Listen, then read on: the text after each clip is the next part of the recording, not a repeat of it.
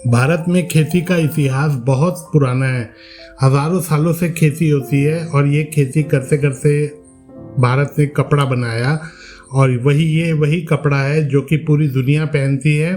और इस आविष्कार से इंसान को पता चला कि मुझे अपना तन भी ढकना चाहिए।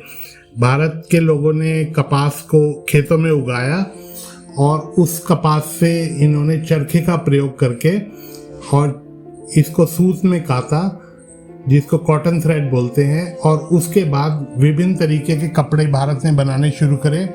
कपड़े का आविष्कार भारत में ही हुआ, लेकिन जब बाहर से लोग आते थे हमारे देश में तो उनको पता चला, तो उन्होंने इसके अन्य तरीके के वस्त्रों का निर्माण करना शुरू करा जो कि उनकी वेदर के हिसाब से उनको सूट करते थे। तो दोस्तों, आगे से जब भी आप कपड़े पहने तो याद रखिएगा ये भारत का ही आविष्कार है। दूसरा आविष्कार जो भारत ने दुनिया को करके दिया वो है आयुर्वेद का। आयुर्वेद में हम सभी जानते हैं कि फूल पत्तियों का इस्तेमाल होता है और बहुत से फलों का भी इस्तेमाल होता है, बीजों का भी इस्तेमाल होता है, यहाँ तक कि जड़ों का भी इस्तेमाल होता है। इससे जो हमारे ऋषि मुनि थे उनको पता चला कि इससे कई तरीके की बीमारियां ठीक की जा सकती हैं, तो उन्होंने इसका प्रयोग कर करके और कई तरीके की बीमारियों को हजारों सालों से ठीक करते चले आ रहे थे और अनेकों तरीके की उन्होंने दवाइयां बनाई, जिससे कि लोगों को जो रोगों से लड़ने की शक्ति थी वो मिली और जो चोटें उनको लग जाती थी, घाव वगैरह, उससे उनको आराम मिला।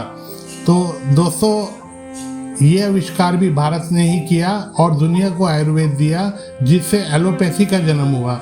एलोपैथी मॉडर्न दवाइयाँ हैं, वो भी कहीं ना कहीं जुड़ती वनस्पति से ही है। इससे ना केवल आदमी रोगों से लड़ सका, उसमें एक अलग तरीके की स्वास्थ्य वृद्धि हुई, जिससे कि मानव जन कल्याण हुआ और आदमी का शरीर स्वस्थ रहने लगा और वो ज़्यादा मेहनत करने लगा, उसका दिमाग अच्छे से चलने लगा। इस तरीके की कई जड़ी बूटियों का प्रयोग जो है भारत में हज़ारों सालों से किया जाता है। दूसरा जो भारत का आविष्कार है वो है योगा।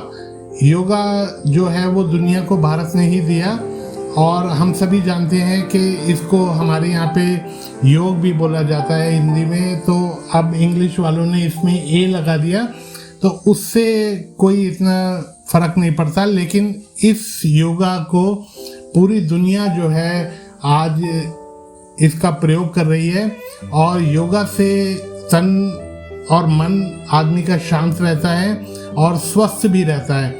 योगा को जो बाहर के लोग थे उन्होंने भी अपनाया, जब उन्होंने भारत में देखा कि इसका प्रयोग करने से आदमी का तन और मन जो है शांत रहता है, तो उसको उन लोगों ने भी प्रयोग किया और इसको प्रयोग करने से उनको पता चला कि इससे सच में कुछ ना कुछ फर्क पड़ता है शरीर पे।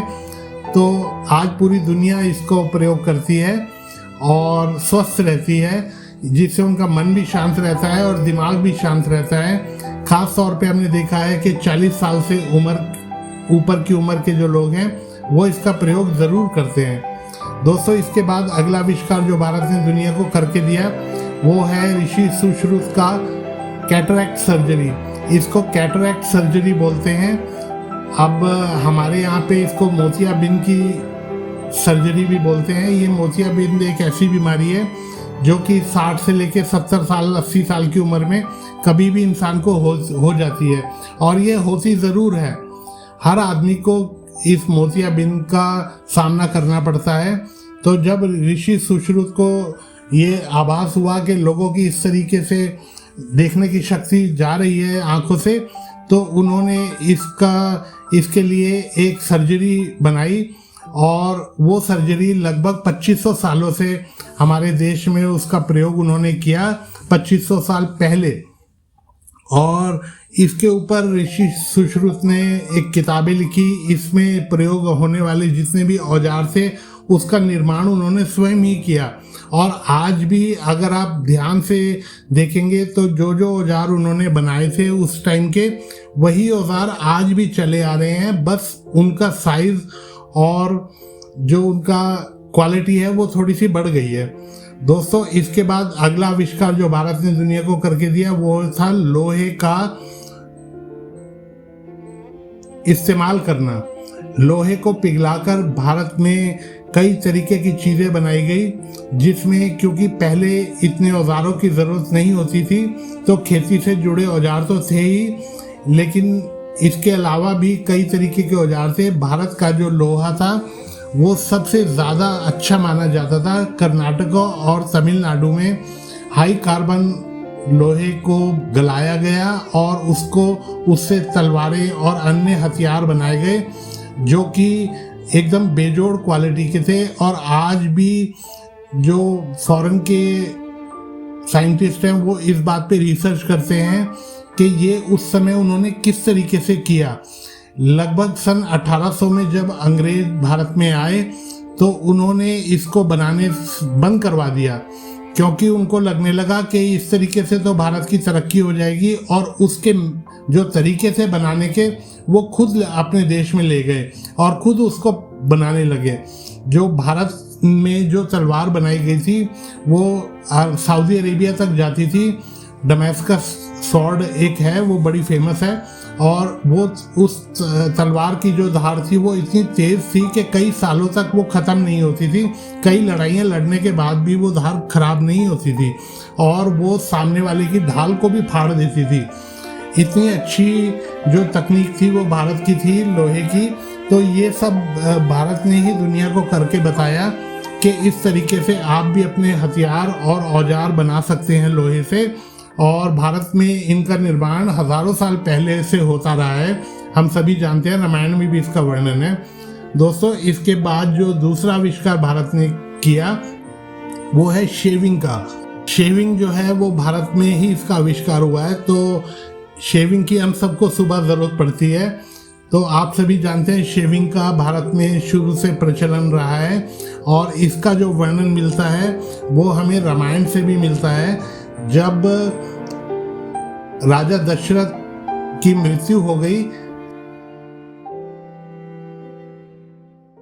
के बाद जो उनका क्रियाक्रम किया था वो भरत ने किया था, और उसमें साफ साफ बताया गया है कि भरत के शरीर का बालों का मुंडन हुआ था।